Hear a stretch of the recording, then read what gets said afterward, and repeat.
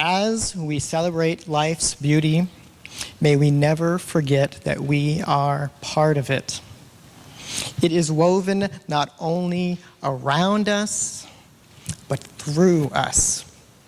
We are here to notice those elegant strands, the way that they call to us, hold us, and connect us. May today enable that beauty to shine. Welcome to our celebration of life. We light this chalice for the light of truth. We light this chalice for the warmth of love. We light this chalice for the energy of action. Now, just a show of hands, I'm not going to actually ask you to do it, but how many people here, if I asked you to do it, could list all the 7 principles? Just a show of hands. Who could list them all? Yeah, that's what I thought. So, no, she probably could. So that's one of the reasons that I did this project, where I have this project, and it became an album called Open Doors, and the whole project is one song for every UU principle, and this song that I'm going to teach you right now, and the kids are going to also help you do because they know it already, is the principal song that I call a song for all ages, really because of the number of people that could raise their hands, and I was one of them, and even sometimes I have to stop and think after doing this project. So I don't see that many kids for. Where are the kids? Well, there's some up here. Can you guys, I need you to come forward. And good, oh great, kids, come. You're gonna stand right here, and you're gonna face me, okay? Stand right there, because I need you to do, okay? Stand right here, face me, okay? Here we go. And then, Sadie, come, meet everybody, okay? Now, all of you taller people, or you don't have to be taller. I see some kids in the back too. That's great. You can lead from there too. I want everybody to stand as you're able, because we have movements, right, kids? All right, here we go. I'm going to teach you the chorus first, okay? The chorus goes, We're the church of the open mind. Let me hear you do that. We're the church of the helping hands. Beautiful. We're the church of the loving heart. And we'll sing love across all lands. And we'll sing love across all lands. Here we go. Everybody is worthwhile. You gotta be fair and kind. You are welcome here to grow. Truth is what we seek to find. Everybody has a voice. We stand together or we fall. The earth is all around us and we're part of it all. The earth is all around us and we're part of it all. We're the church of the open mind. We're the church of the helping hands. We're the church of the loving heart. And we'll sing love across all lands. Give yourselves a round of applause. Now we'll have Caleb Ward read a poem that he wrote called Ruling the World, which I firmly believe he will one day.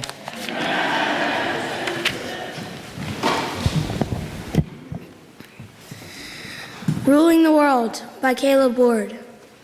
What if I could rule the world? I would make it a better place.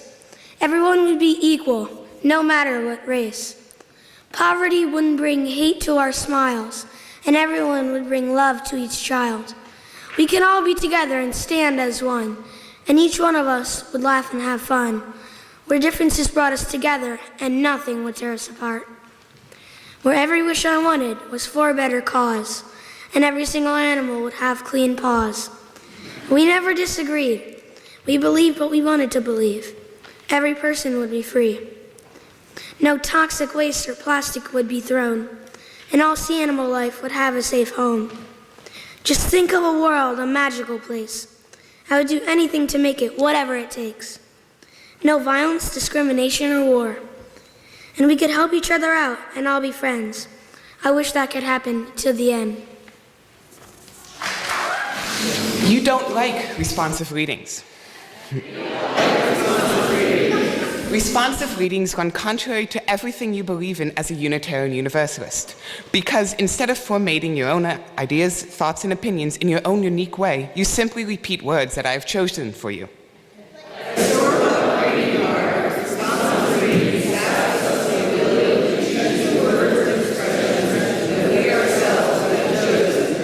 Look, I can make you moo like a cow. Or bleat like a sheep. Repeat after me. I will never, ever mindlessly repeat words that someone else has chosen for me.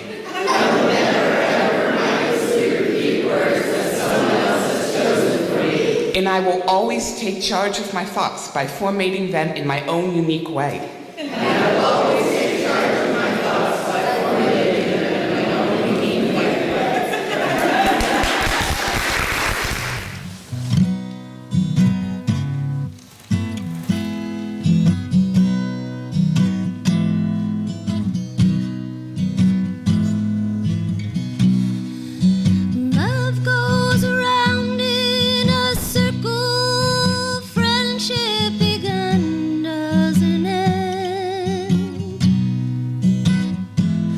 There's love to be found in just sitting around in a circle of friends.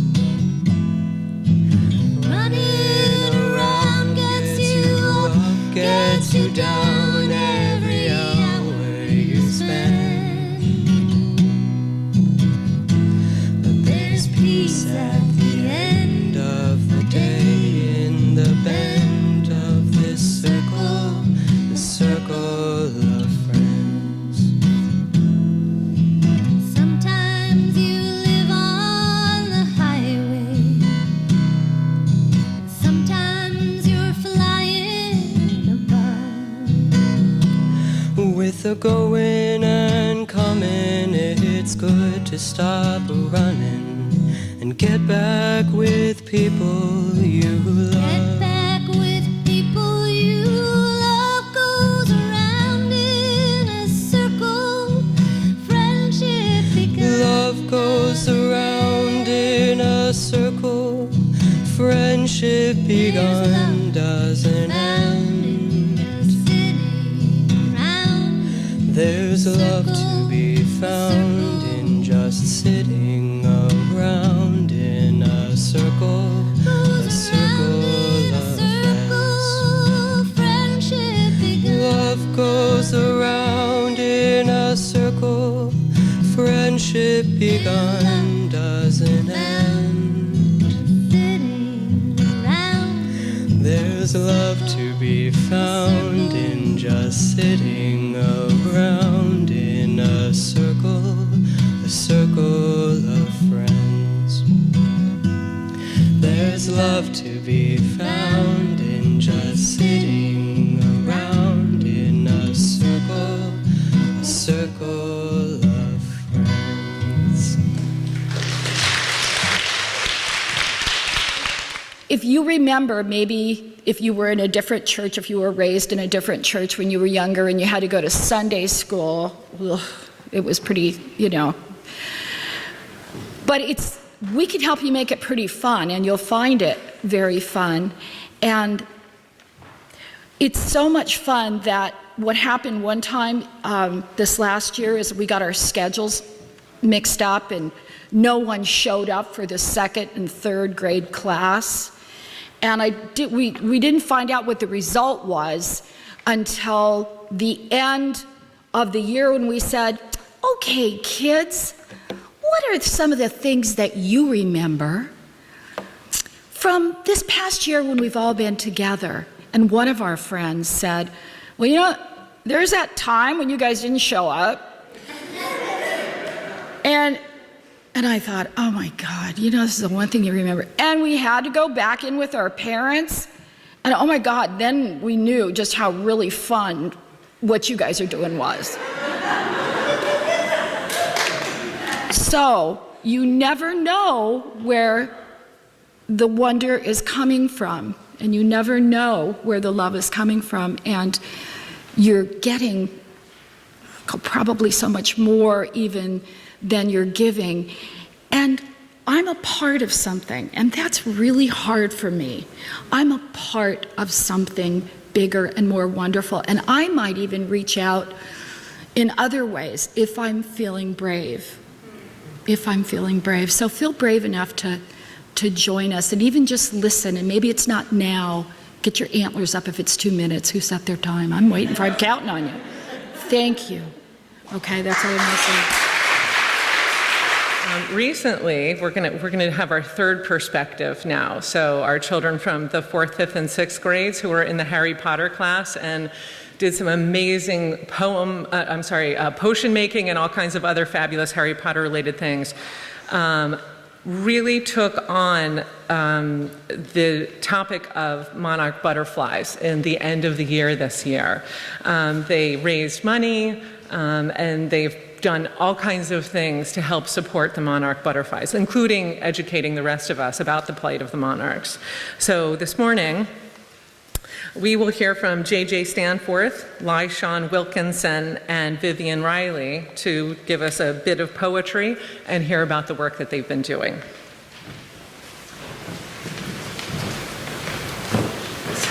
Monarch Butterfly by John Beharry. Hang from the foliage in your hundreds, repainting the leaves in bright shades of black and orange, with your waterproof gossamer wings of a 4-inch span, so fragile and yet so strong, enabling you to journey south across America from Canada to Mexico, breeding new generations. As you travel thousands of miles with unerring accuracy to the exact place of your birth to breed, a new generation that will initiate the process for your return journey to the north. In due course, you're indeed the monarch of butterflies.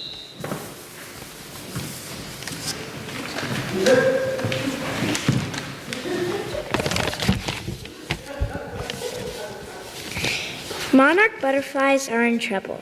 Their numbers in steady decline over the last 2 decades. The milkweed plant, their source for food and to lay eggs, is being destroyed by pesticides and herbicides. With funds from our milkweed sale, our 4th through 6th grade class are planning an official monarch way station here at USC. The butterfly garden will bloom with milkweed and nectar flowers and become a stop on the monarch's flight to Mexico. Check out our new garden grill on the north side of the Memorial Garden. I have the honor now, with the president of our board, to honor my colleague and friend, Gloria Goulayer, for her 10 years of service to the Unitarian Society of Germantown. Gloria, most of you know, has submitted her resignation. She's going, after 10 years of magnificent service to this congregation, to do 1 or 2 or 3 more chapters in her professional life before she retires. And her boys, Benjamin and Carlton, are here. Would you guys just stand out for a sec? So these boys were... They're boys. The boys and their father, Gloria's husband Scott, showed up 15 years ago, checking us out, which many of you have done, to see what this place was all about. They've been looking at the Quakers and the Unitarians, and we are blessed that they stuck here and became members. Carl was a baby, Ben was 3, When they came, Ben just graduated from high school on Thursday. So that gives you an overview. Carl was running around like my nickname for him was Carl Lewis, because he just sprinted all around the church all the time. I love to watch that. Got a lot of energy from that. And from the beginning as a member to becoming a staff, Gloria has been a leader who makes tremendous contributions to the life of the congregation. I like to note, I think you've converted your pops to Unitarian Universalism, don't you think? Oh, yeah. In Iowa? Yeah. Oh, yeah. And so Lyle, her father, and my Aunt Trish go to the same church in Cedar Falls, Iowa. So it's a lot of stories about the Unitarian Universalist Church of Cedar Falls, Iowa, right here, if you want to hear them.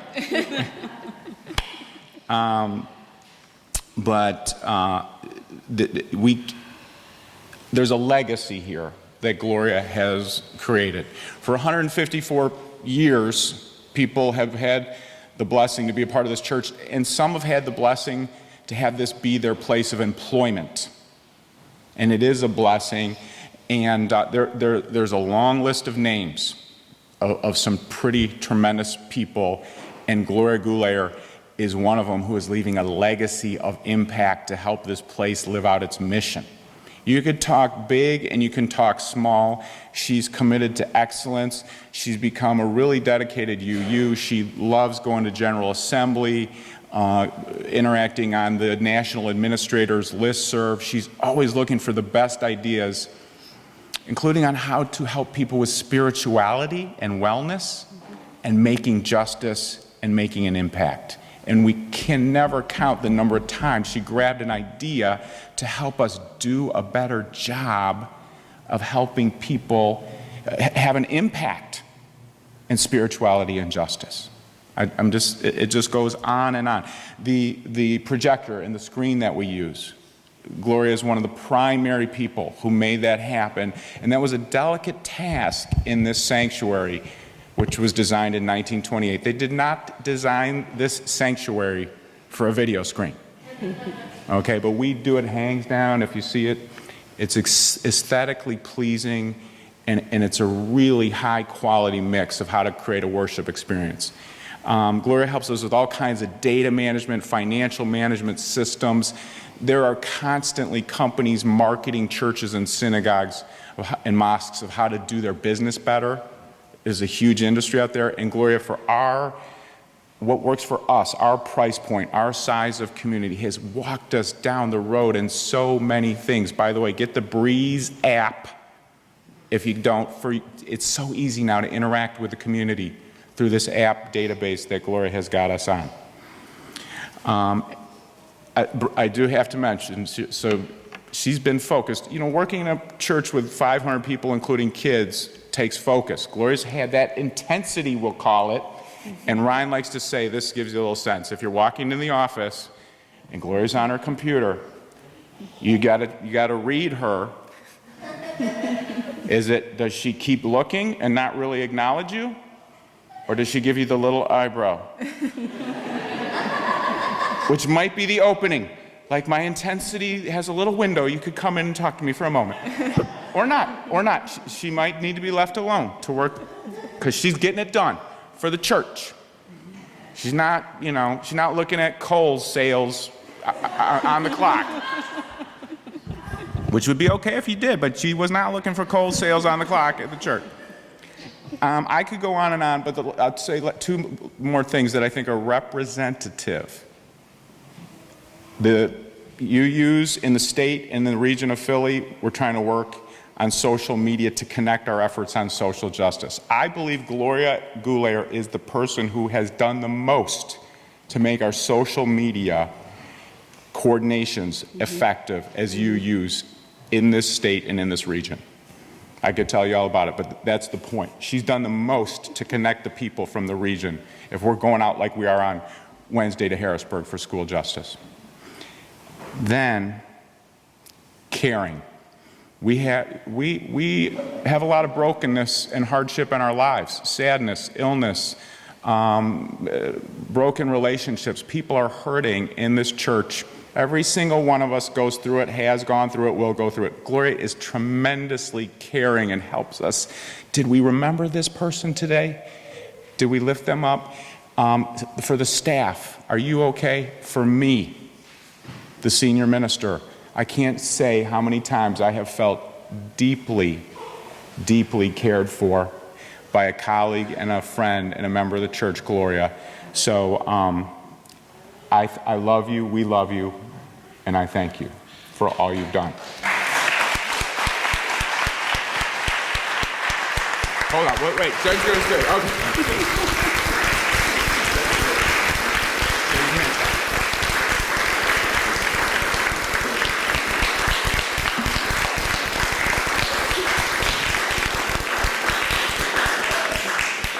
I can't really follow that, and at the risk of bawling, I'll try to make this brief. Two ballers up here. So, yeah. Not a good mix. Gloria is amazing, and that's not hyperbole. She is amazing, amazing. She's beyond amazing. I don't know what's beyond amazing, but she's there. She has always been very patient with my very repetitive questions. I will ask her the same thing every month, and she answers it like it's the first time she's ever heard it. And that is priceless. I still don't remember half the answers, but it is priceless. She is kind, she is fun. We have had a ball at GA. She has so many wonderful ideas. She is a friend, she is a colleague, and I am so excited for the next phase of your life because we'll still see her in it. Yes, we will. Yes, we will. So we have some things for you. We have a card, and we have a mock check because we're still accepting contributions for Gloria's send-off fund so that she can have the most amazing spa day because she deserves it. So there you go. And this is a placeholder gift because the real one is on its way because shipping, you can ship with tracking numbers and it doesn't matter. So this is a taste of things to come, Gloria. But I am appreciative as a person, as a member of the board, and as a member of this congregation for everything that you have done for us. And I hope that we have given you as much as you have given us.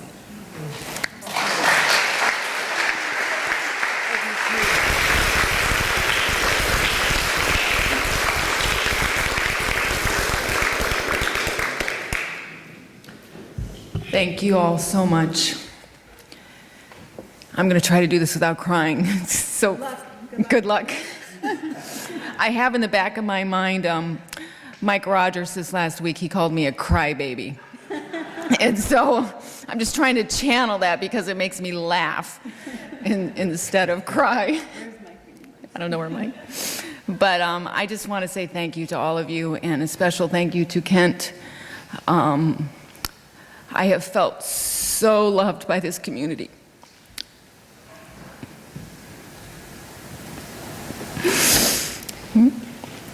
First coming with my family, I was welcomed here so warmly. I'm looking at Betsy and Charles there, who were some of the first to connect with me and welcome me here. And so it's been my privilege, my honor to serve in the office for all these years. And I look forward to taking all this love and with me out into my next adventure, whatever that is. I'm sure it will have something to do with what I've learned here, caring for people and making the world a better place. Thank you, Carolyn, for being my partner in the office. We don't say enough about what Carolyn does. Everyone's given me a lot of accolades recently, but Carolyn's right in there. You're here. So, And Rudy's been in the office probably longer than I have, so it's just been a blessing to work with you all. You know, the best part about working for this church and any other job that I've had is that the church and the staff in Kent, they care about you. You're not just an employee, you're not just come in and get your job done. Yes, that needs to happen, but the care and concern about who you are as a person. And that has meant the world to me working here. So thank you all, and I look forward to joining you back in the pews and continuing our work here. Thanks.